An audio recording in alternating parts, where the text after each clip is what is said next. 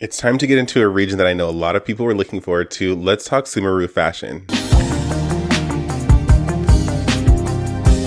When looking at Sumeru style in general, I think we all know by now that there's a lot of different cultural influence going into it, from Middle Eastern to South Asian to North African, and I'm sure amongst plenty of others, which lends some great diversity and range to these different characters' outfits, giving them good differentiation between each other, better than previous regions. And I love the use of fabrics and how they're draped in different ways, just to really convey a sense of elegance, as well as that cultural and traditional influence really just helps these characters stand out and elevates their style. And then speaking of draped fabrics, I feel like we're getting a sense of biomimicry here, which echoes the dendro elements, just how the different elements of the clothing kind of emulates vines wrapping around, or just like natural matter wrapping around these characters. But it's also just conducive to a little bit more of a practical, relaxed, effortlessly chic style, which I think the wise and the knowledgeable people of the world are definitely very familiar with. So we're getting a great blend of a lot of different things, but it's high class, sophisticated, and I'd say amongst the strongest fashion in all of Genshin. But just before we look at these character looks, I have to give a late shout out to Miriam for the super things. You've given us super things before. Super appreciate your support on the Kingdom Hearts video, and you should consider becoming a member because I already have 4 members. I'm going to start including a little thing for the members before I get into these videos now. Really appreciate the support, you guys, and a little bit goes a long way. You already know how it goes in this YouTube game. But anyway, let's get into looking at these Sumeru character outfits. And of course, here's the criteria that I'm using in order to loosely rank these character outfits from least favorite to most favorite. You know the deal. Starting with Nahida, and you already know how I feel about the kitty characters, which is why she's so low, but very well dressed, even though it still gives very stereotypical anime, to the point in which I feel like she kind of reminds me of a Sword Art Online character, if you're familiar with that anime. It's a cute, very natural, true to the element style. Love the kind of a little bit of side pony that it looks like that she's giving.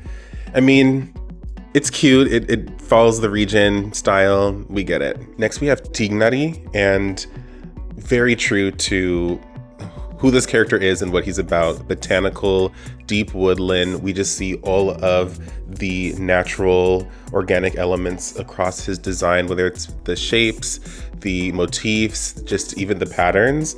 Loving the diversity of color that he has in his without being too rainbow bright over the top. It still feels like they're very cohesive and synergistic. And I like the darker base that he has for his outfit with the white fabric on the outside able to kind of pop along with the colors. It's a little bit more casual and very like down to earth. Next we have the Wanderer, and even though he's more native to Inazuma, which we can clearly see with his overall outfit framework, I honestly preferred the Scaramouche depiction of him and the color palette and everything, and even the design. Way stronger than this.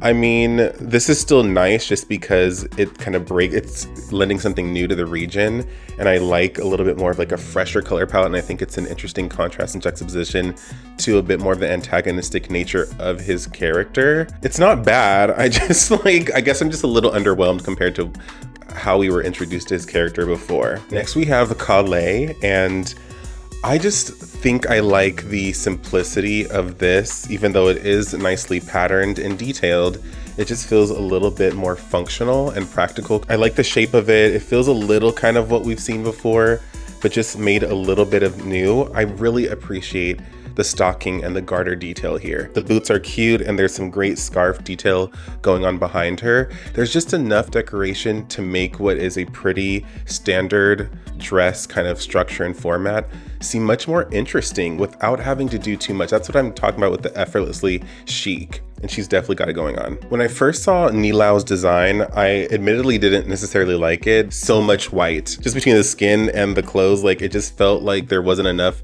color pop, even though there's some great contrast between her hair and the blue in her design. But as I just have gotten more attuned to really unpacking the intricate details within these styles, I can just appreciate the elements within hers and how graceful and natural and flowy it is, which has great alignment with her element, and just conveys great movement given that she's a dancer. And she reminds me, I think, of this dancer character from Fire Emblem. But I also think it's her headdress that kind of gets on my nerves. It seems like it has some horns on it.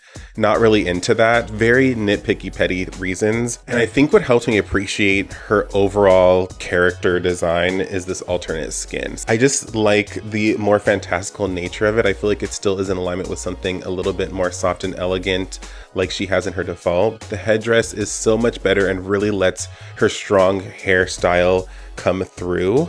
And I just really like the layers and more of the cascading elements to the dress. I remember years ago on TikTok that Dori kind of sparked some controversy, but I mean, I already dispelled that in my research, so I'm absolutely cool with it. Really loving the purple and pink color palette the most. And I love how busy it is. In this case, I love all of the details, and she's about her mora, her money. She's a money maker. She's a hustler. She knows how to push those high quality, high price tag items. And she just looks like so chill. And she's just all about that luxury, and really loving the genie-esque mystical vibe coming from her as well. What I love most about Layla's design is I really feel like she's capturing the true wisdom spirit of the region. Because I feel like we've seen a lot of female characters with like this kind of headdress and overall similar framework that are very mystical in a number of different franchises and media. And so that's true to also who she is. She's a strong academic. She's out here writing thesis in her sleep, loving the gold details sprinkled throughout. Just really well applied across the board, and the different shades of blue, which obviously leans into her element. The framework of the core outfit is a little bit what we've seen, but I appreciate that she has stockings on and there's at least enough of that draped fabric to kind of break things up a little bit. Sethos is, I'd say, amongst the most practical, like borderline accessible outfits out of anyone in this region, even maybe the broader Genshin universe. If you look at the core outfit, a tunic, some pants, and some borderline sneaker boots, like if you were to really kind of translate them to our real world, it's really just the very well applied fabric draping that kind of makes him feel a little bit more fantastical. Loving the purple and how it's a great complement to the orange, but then is what gives us a little bit of that connection to the element. It just feels like genuinely someone who's a little bit more casual, wondering about the land. And I feel like I think that's a little bit of what he does. Overall, I really just love the simplicity with this one. When I was initially looking at Kaveh's outfit, I was a little bit kind of like, there's a lot going on here, and I don't know how I feel about it. But as I was really just going between the characters, it really asserted itself as a strong look. And I don't want to try to like project the fact that like his role and his function and occupation onto his outfit, but he's an architect.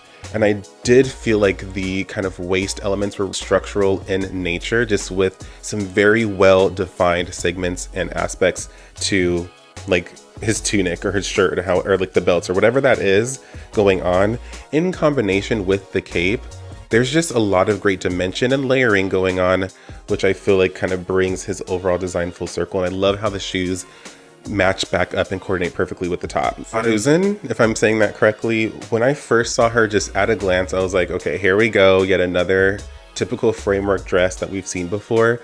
But when you really get into the bottom of the dress, like this is next level, and this is how you differentiate a very commonly used repeated silhouette. Such great detail, and once again those floral motifs coming in, even if she's a wind element, just to root her into the overall concept of the region and something natural. Loving that the colors that are in those different diamond shapes are more of a watercolor, a little bit more washed out, which I feel like leans into her overall feeling a little bit more pristine and fresh. Like a breath, like she's literally a breath of fresh air. Cyno is a general, and I feel like I knew he was some sort of like leadership role based on a little bit of that pharaoh inspired design that I think we're getting from him. I will say that I kind of wish there was just a little bit more going on in his outfit. Obviously love the body confidence, especially for a male character. We don't really get enough of that, so that's kind of a huge amount of points given to him. But he just has such great gold detail that's almost dominating the look. Cracks bad jokes, seems a little bit more chill and laid back despite his role and how he might come across. So I just kind of like a little bit of the depth in contrast to the lack of depth in clothing that we're getting. At first I had Candace lower than Cyno, but honestly, she just looks so good. Loving that it's not dominated by anything too armored, outside of maybe her weaponry. I mean, it's just so perfect. Plenty of body confidence, but enough draped, dangly fabric and accessory items to kind of just cover some of that up and not let it completely dominate her style. And just how everything is draped. The belt work is great.